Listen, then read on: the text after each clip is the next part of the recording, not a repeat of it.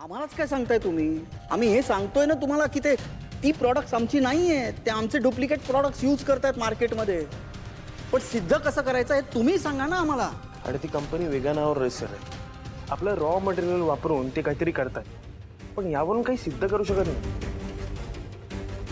पण वकील साहेब, सारंगनी जी काय माहिती गोळा केली आहे त्याचा काहीच उपयोग नाही का? नाही नाही बाबा, सारंगनी जी माहिती काढली ती योग्यच आहे, त्याचा आपल्याला उपयोग होईल.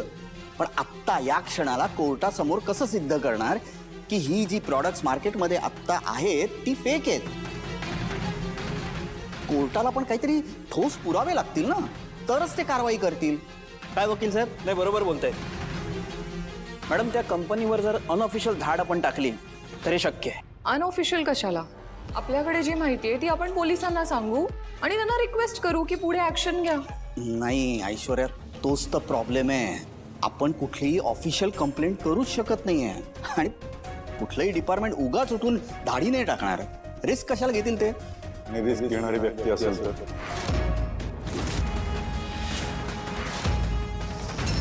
माझ्या ओळखीत अशी एक व्यक्ती आहे जी माझ्या शब्दाखातीर रेट टाकू शकते.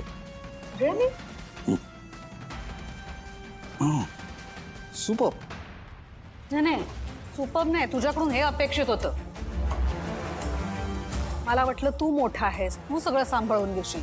मगापासून मी फक्त प्रॉब्लेमच ऐकतेय, सोल्युशन कोणीच देत नाहीये. ते आता सारंगने दिलं. नाही तसं नाही आई, सारंगनी चांगलं सोल्युशन दिलंय. आणि महत्वाचं काय, आपल्या बिझनेससाठी ते खूप उपयोगाचं आहे नाही का? I am really happy. Sarang, good solution या, रिअली गुड सोल्युशन. खरंच सारंग करशील मॅनेज? हो आई, आलोच.